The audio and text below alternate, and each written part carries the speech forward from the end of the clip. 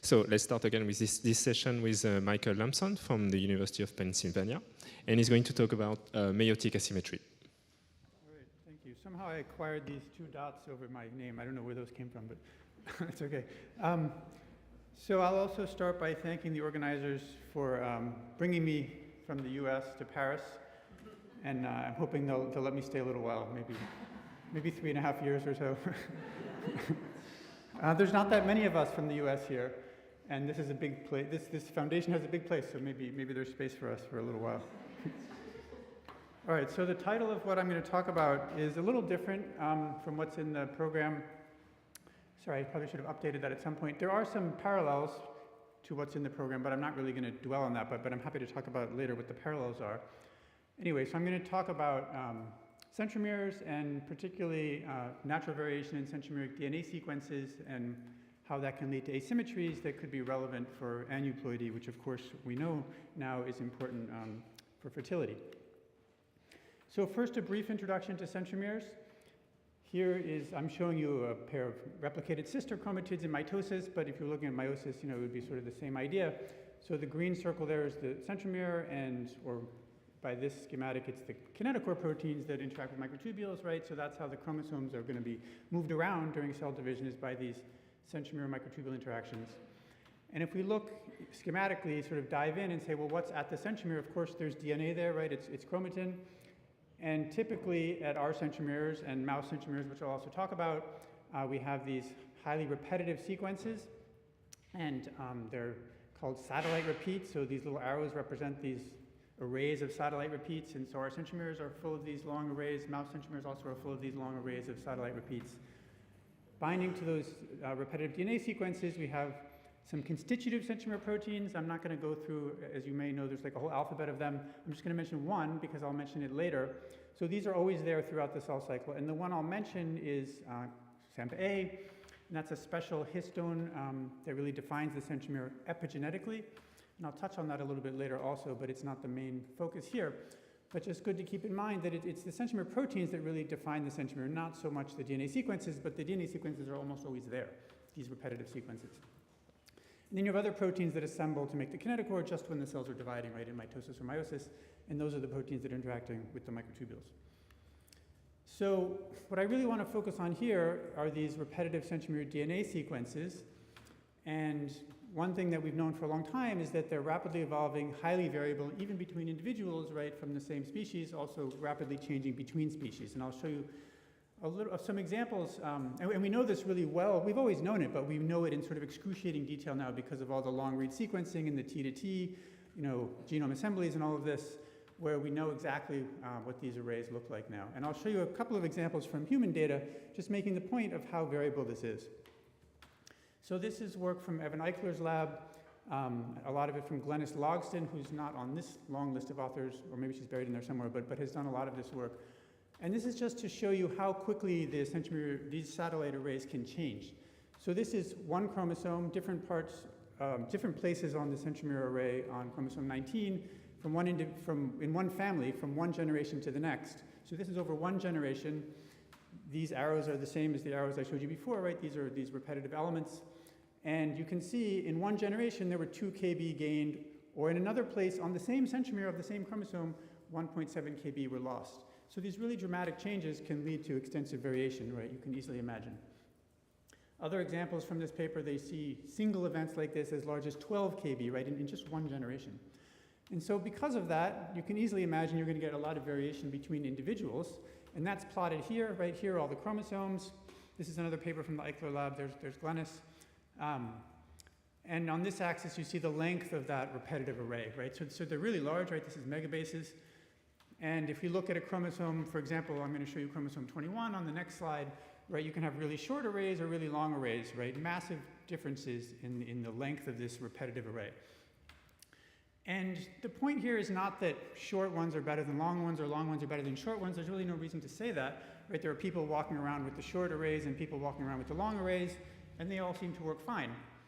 What I really want us to think about is what happens when in meiosis you have paired homologous chromosomes, right? They could have different array sizes. So what if you have a short one paired with a long one, right? Maybe there's going to be some differences. Even though they all work, you can create these asymmetries, and that might be important in some way. So that's really the theme for this talk.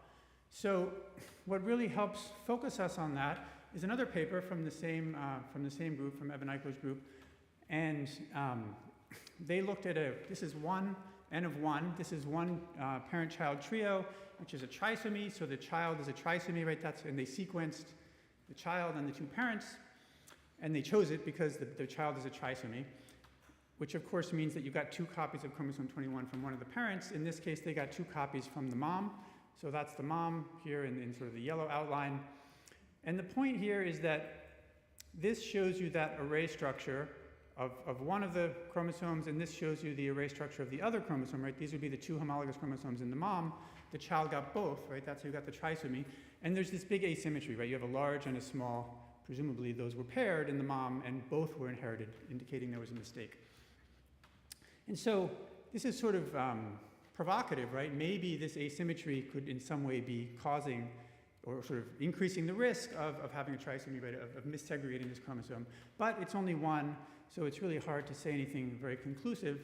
And of course, you know, we would all, I think, agree it's difficult to do sort of controlled studies in humans, so we want to try to model this in mouse. So that's, oh, right. So why would this be relevant? So if we have this, again, we think the large one works and the small one works, right? Because otherwise you would have had lots of segregation errors before, you know, before you got to meiosis.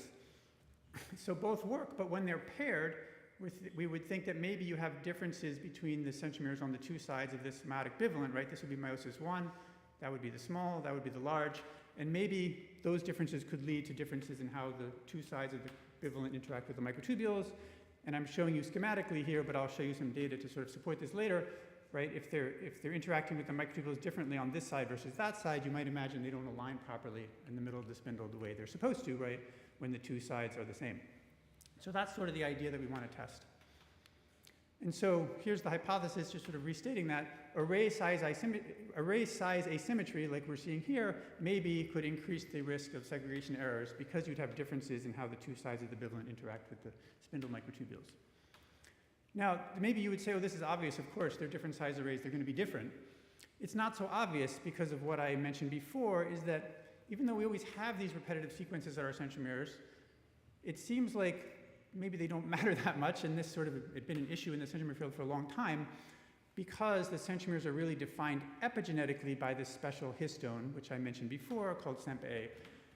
And it doesn't seem like it requires a certain sequence to be there. So it's not really clear exactly why these asymmetries in the array size would matter, but maybe they do, and that's what we want to test.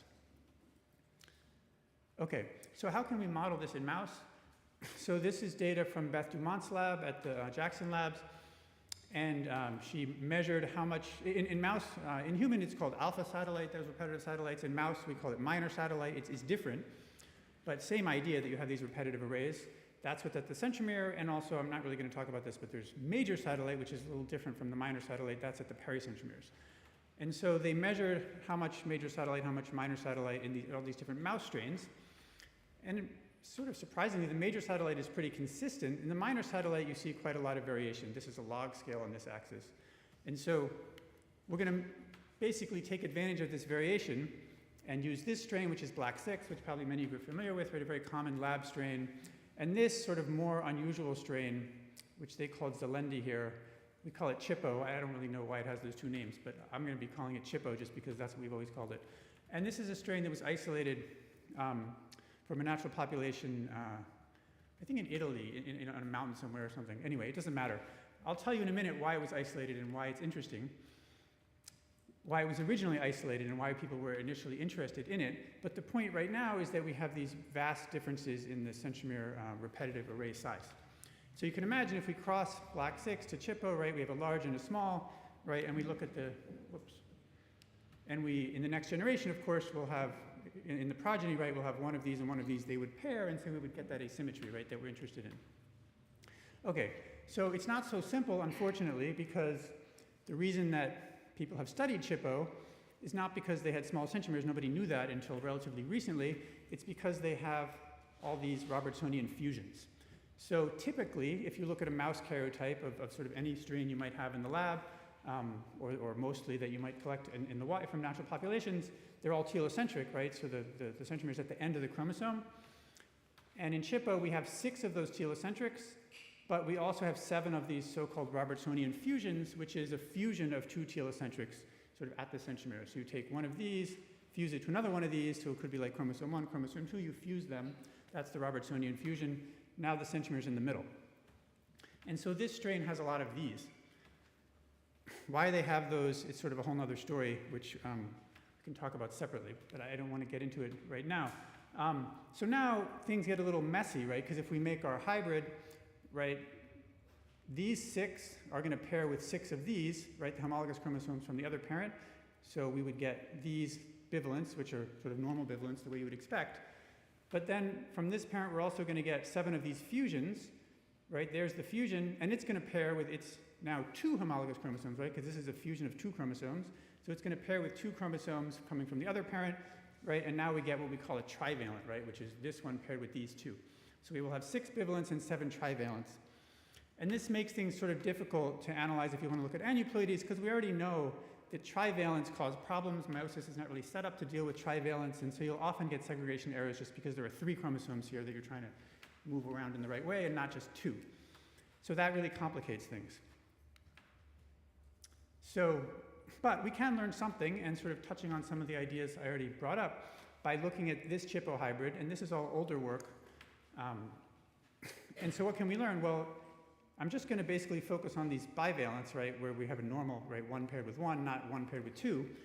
And here we're looking at oocytes in meiosis 1, and we've stained the chromosomes, and also this protein SEMP-B, which binds a motif that's in the repetitive satellite. And so we know when there's more of the repetitive satellite, we should have more SEMP-B signal. When there's less, we should have less, right? And so this is what we would expect, right? Large and small. On one side, you have a lot of SEMP-B. On the other side, you have a little. So we have this asymmetry in the centromere DNA, which is what, sort of how we set this all up. So that's not surprising. The other thing we can learn is if we stain this protein SEMP-A that I mentioned, right, which is like sort of the core foundation, the protein foundation of the centromere, we do see differences, not nearly as large, but some differences here in SEMP-A staining, right? This would be the larger one, this would be the smaller one. So there are actually differences in the proteins, the centromere proteins. Again, we're just looking at these bivalents. And the other thing we can say is where do they position on the spindle?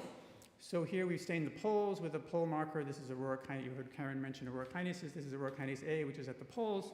This is a kinetochore protein, which you can sort of see here on the kinetochores, and of course the DNA. And what you can see right away is that this is metaphase. All the chromosomes should be right here in the middle.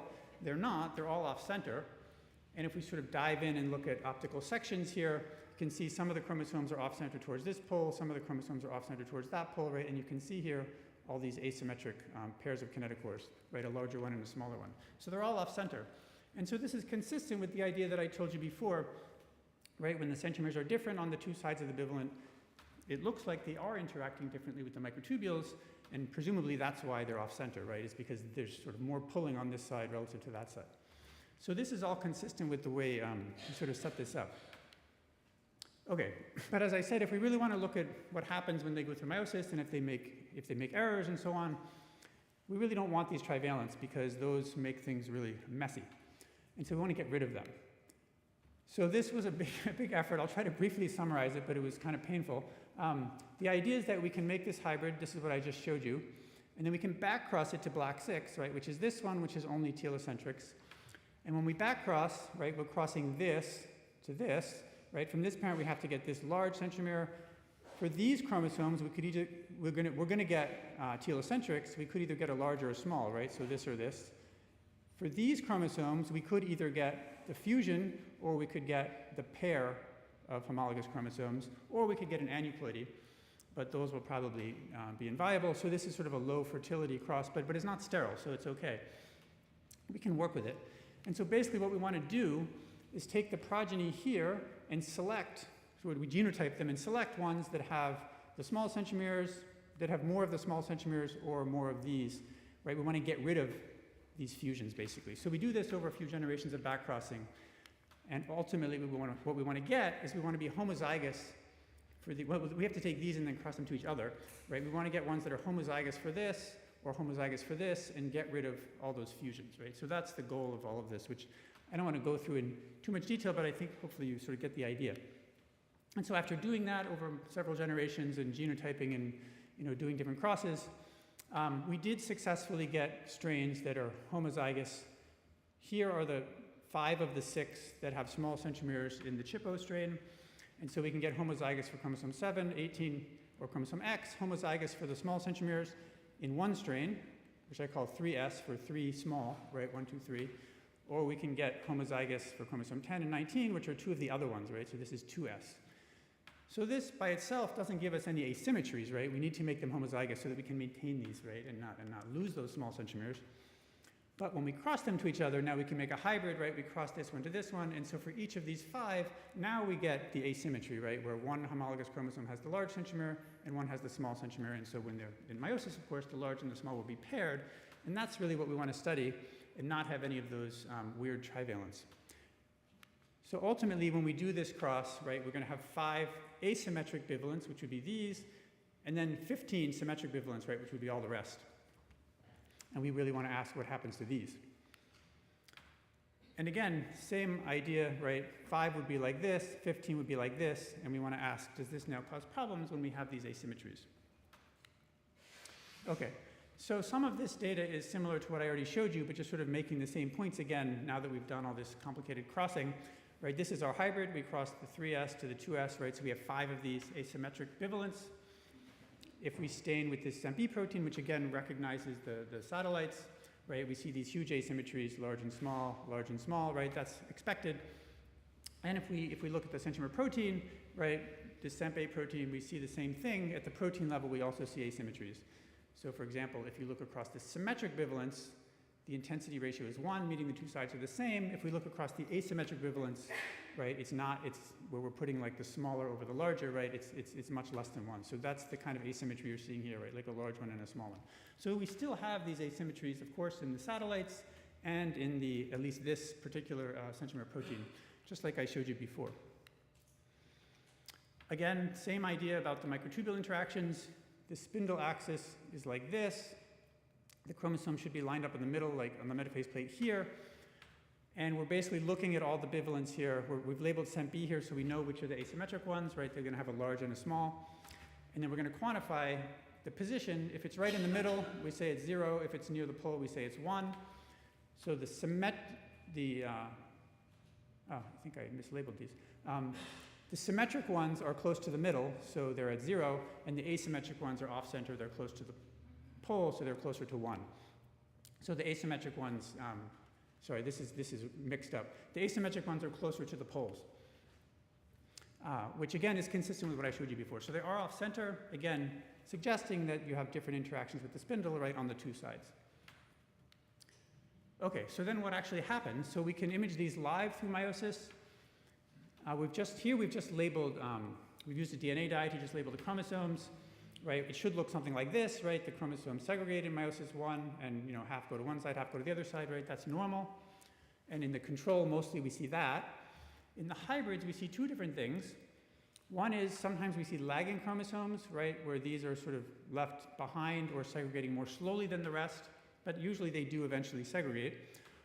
And so we call these laggers, anaphase laggers, because they're sort of lagging behind in the middle. And sometimes we see these, what we call catastrophes.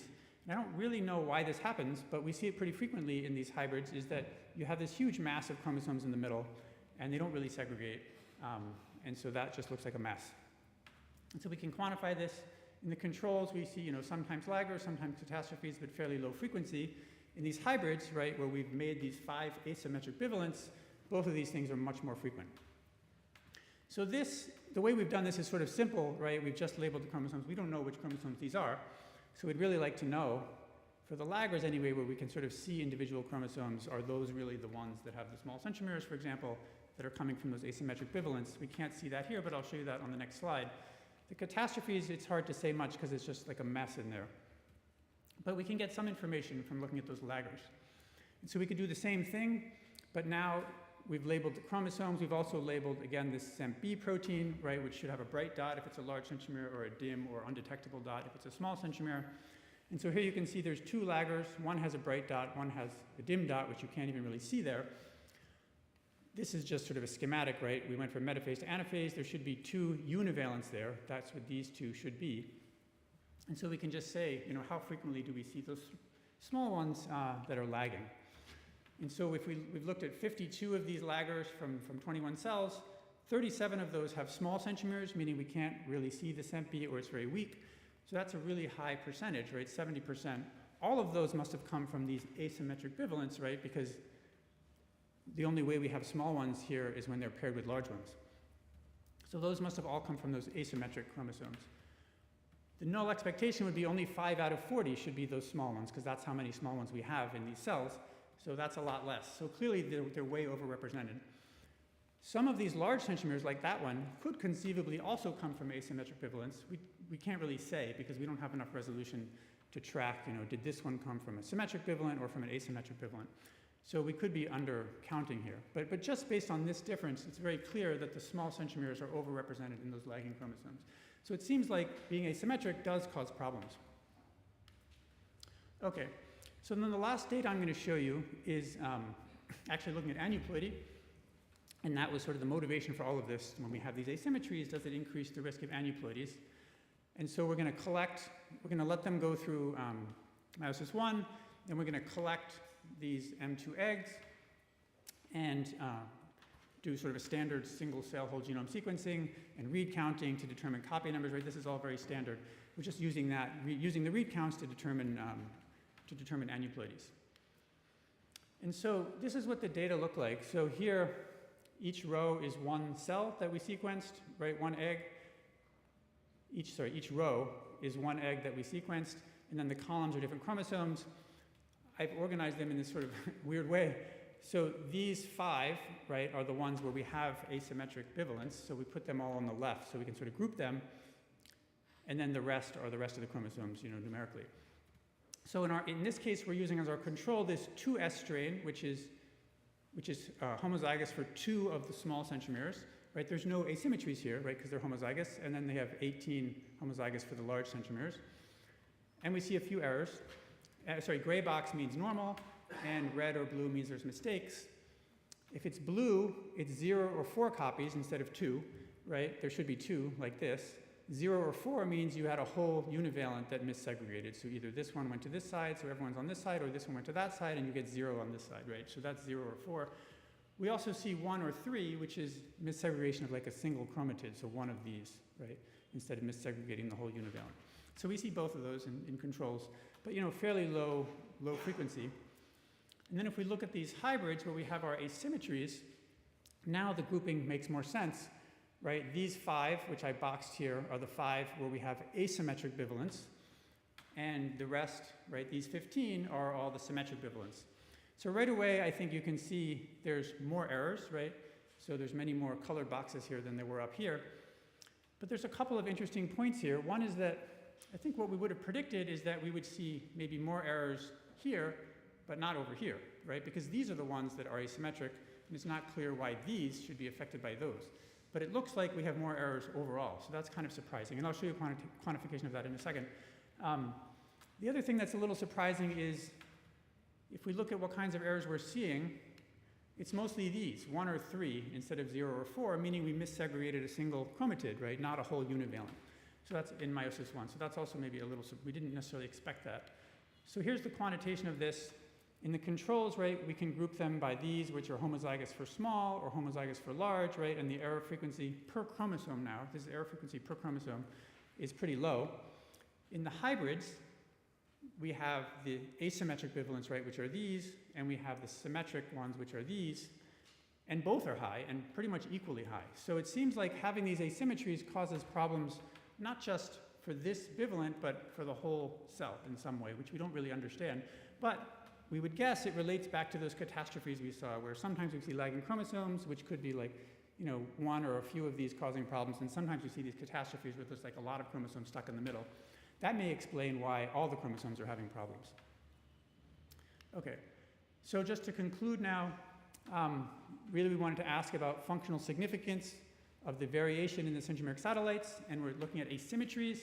So asymmetries in female meiosis where we have paired homologous chromosomes from different parents, right? So they could have different satellite arrays. We see asymmetries in the centromere satellite abundance, right? Because that's how we sort of set this up with doing these crosses. We also see asymmetries in the chromatin, and also asymmetries in how they interact with the spindle microtubules, right? Because they fail to align in the middle, the way it's shown schematically here. And then in anaphase, we see these problems of lagging chromosomes, catastrophes, and of course, the more increased risk of aneuploidy. So and so there's a couple of questions here I just want to mention. Why do we see errors for all the chromosomes, right? Not just these, but these also seem to be affected, so that's a little mysterious. And why are these errors of single chromatids most frequent, right? Not a univalent missegregating, but a single chromatin. That's also a little bit mysterious. And the last point I'll make is that this mouse experimental system can help us interpret, we hope, by building mouse experimental systems like this, it can help us interpret all this extensive variation in human satellite DNA, which is very, very well characterized now, but it's hard to know sort of how to, it's hard to know how to interpret that in terms of like what's the biological significance of all of that variation, and we think that these kinds of mouse systems can help us figure that out. So this work was mostly done by June Ma, who's a senior scientist in the lab with some help from an undergraduate, other people in the lab, some previous lab members who contributed to some of the earlier study or led the earlier studies I mentioned. I always have been showing this cartoon for a long time because I think it's kind of funny.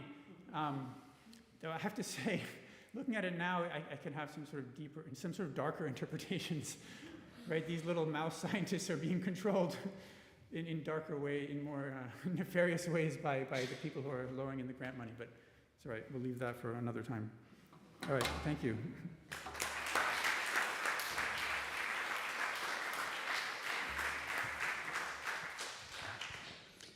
Questions? Yeah, Katja.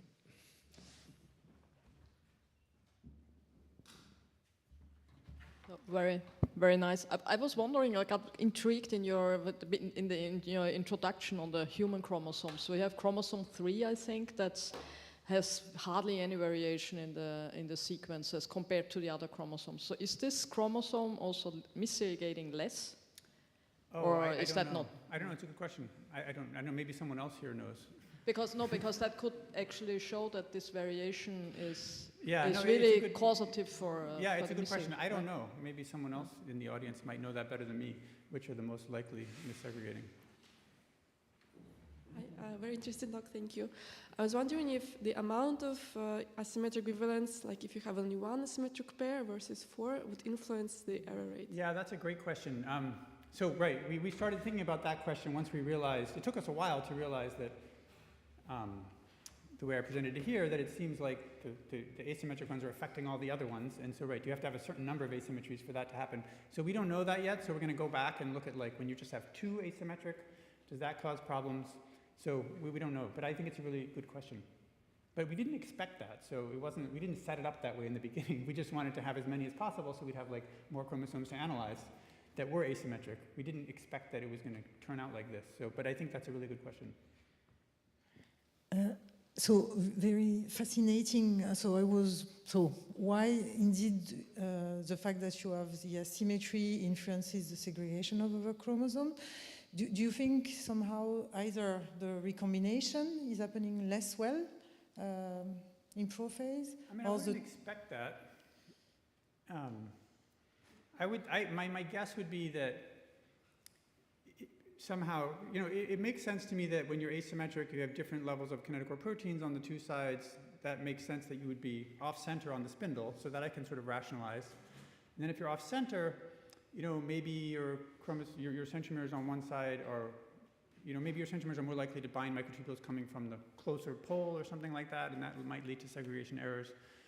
So I think we could come up with models of why being off-center might make it more likely that you're going to make mistakes. Why that should affect all the other chromosomes, I don't really have a great idea about that.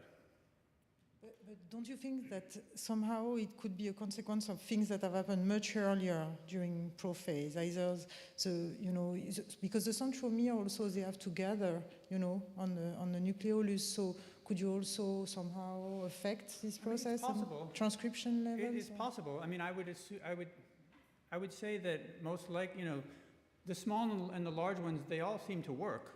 I don't think that the large is better or the small is better. So I think they will all do that.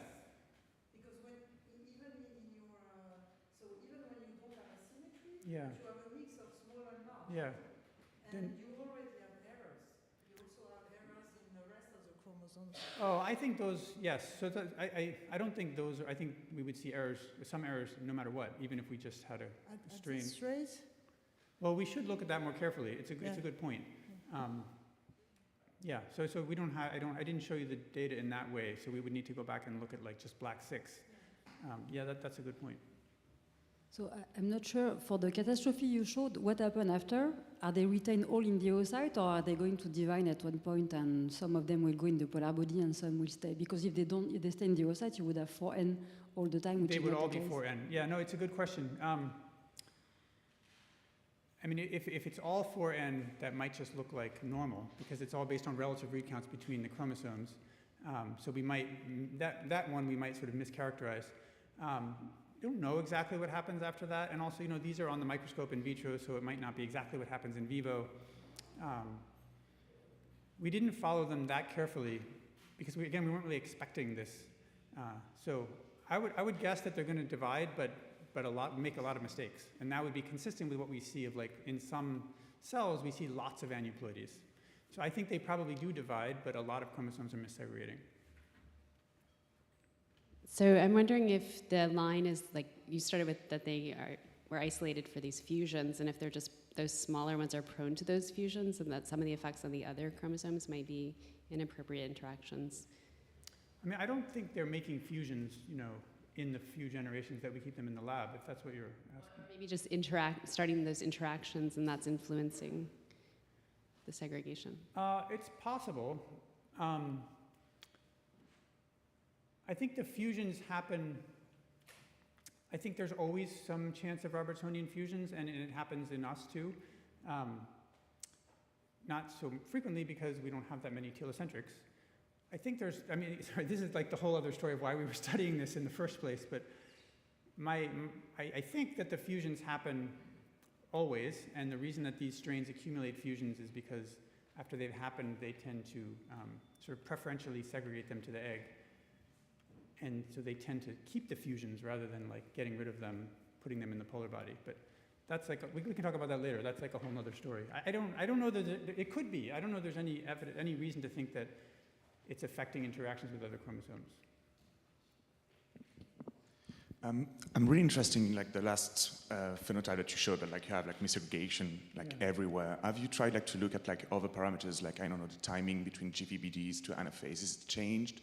And also, like, do you see, like, different, like, SAC activity, or could you think, like, it could be, like, a SAC issue? Yeah, no, it's a good question. We did look at that a little bit, not super carefully, but if we measure the timing, it's pretty much the same. I didn't put that data here, but if we just measure the timing to anaphase, they look pretty much the same. So we didn't see obvious differences.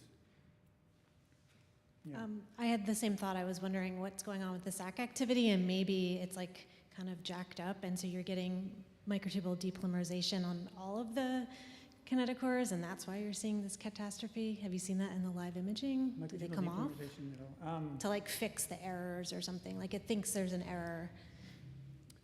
I don't know. Yeah, I don't know. I would have to think about that. I haven't been able to come up with a good model for that, but yeah, it doesn't seem like, from what we can tell, it doesn't seem like those 5 asymmetric ones are activating the SAC. Maybe the SAC is weaker and there is something going on. I wouldn't expect that it's, like, depolymerizing all the microtubules. That would be surprising. And when we look at them, all the normal ones are still, like, aligning pretty well. So yeah, maybe it has something to do with, like, these chromosomes affecting the spindle more broadly in some way, of, like, this inside-out spindle assembly kinds of things that you mentioned. I don't know. I don't really have a good idea of why those 5 are messing up everything. I'm also curious about this phenotype. I was thinking whether you check the spindle midzone. So how do the microtubules look like after anaphase onset? And there is the so-called knockout pathway. Yeah, that's interesting. Where it will be like an Aurora B activity that should block cytokinesis. That's a good idea. We didn't look at that. Yeah, I like that idea. Still, I would think by the time that happens, all the 15 normal ones should have already segregated. So I could imagine that that would affect the 5 that might be like stuck in the middle or something. It's still not clear to me why that would affect like the other 15. They should have already segregated by the time that becomes relevant. But I think in yeast, like this knockout pathway experiment, we actually made chromosome fusion, and it was enough to have like a long arm to keep this active, and because they will be not well positioned, then maybe this activity may be very fast actually. Yeah, but again, the 15 normal ones should have already segregated, right? They should already be on the, in the new daughter cells, or what's going to become the new daughter cells. The 5 might be stuck in the middle and affected by this. It shouldn't really affect the other 15. That's the part that's really difficult for us to have a good model for. Yeah.